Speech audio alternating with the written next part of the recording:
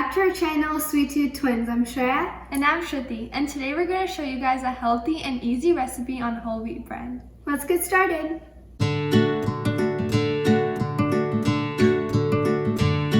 So now we're going to make our dry ingredients. So in our dry ingredients, we're going to add our whole wheat flour.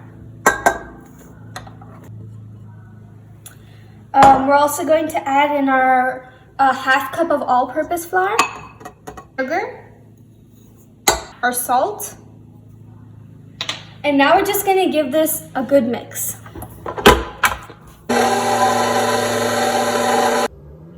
So we've mixed all of our dry ingredients for around 1 minute to 2 minutes on low speed, and now we're going to add in 2 1/4 teaspoons of yeast. So we're just going to add it in.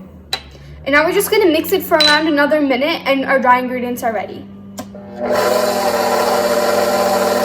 So once we've mixed all of our dry ingredients, we're going to now add in our wet ingredients. So we're going to first add in our warm milk. And we're going to turn it on low speed.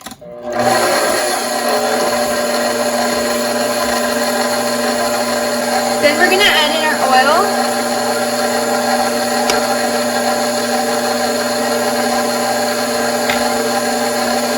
Our 1 egg. And now we're just gonna let this mix for about 5 minutes on a low and medium speed.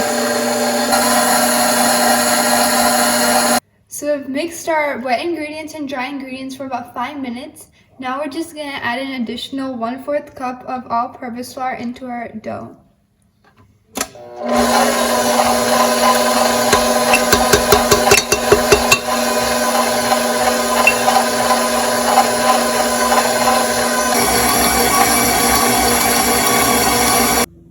So our dough is now ready and it's time to knead our dough.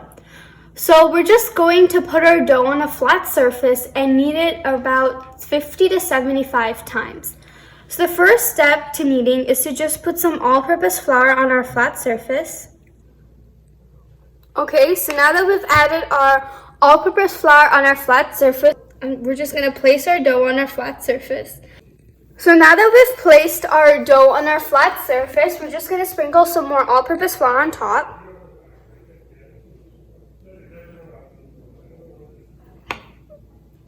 And now we're just going to knead it. So the way you knead is you just pick it up on one side, like this. You're just going to turn it 90 degrees, and you're going to do the same thing. You're going to do this for about 50 times. Just be gentle.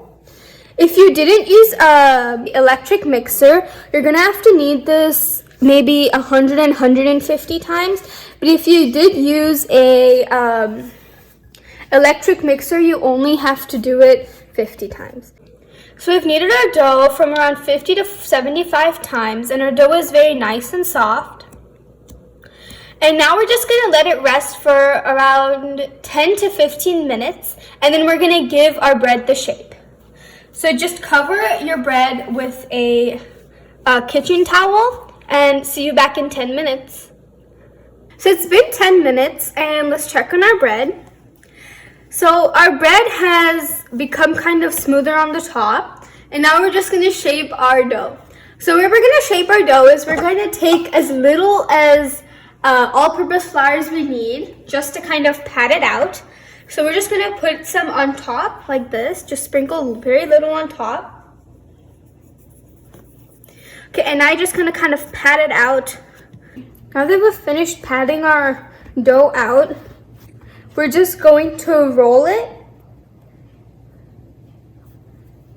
like this.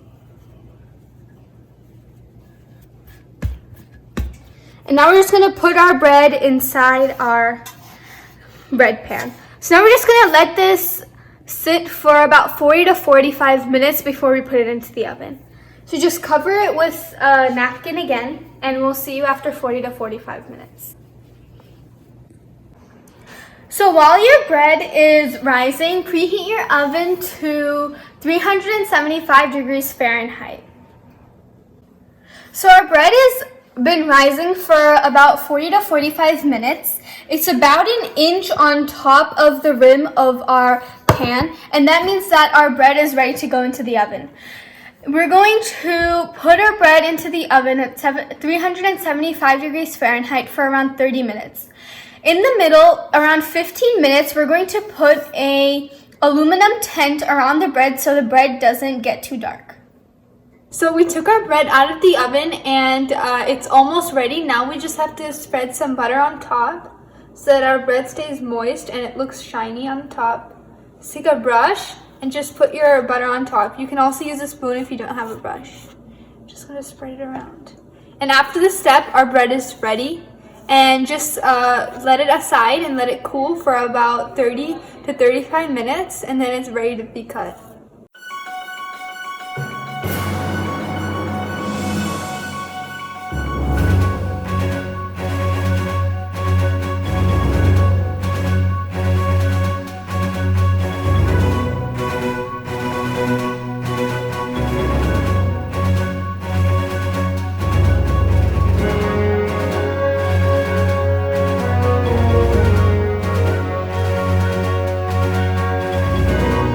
After we added a small layer of butter on top of our warm bread, we let our bread cool for about an hour. This is a good idea because if you try to cut your bread while it's still hot, the bread slices will start to crumble. So make sure you wait for at least an hour before you start to slice your bread. Our bread looks amazing. It's perfectly brown on top and really soft. If you're a bread lover, check our description below for one of our old videos on buttermilk bread. We hope you liked our recipe. Please like, share, comment, and subscribe. And don't forget to meet us every Saturday on Sweet Tooth Saturdays!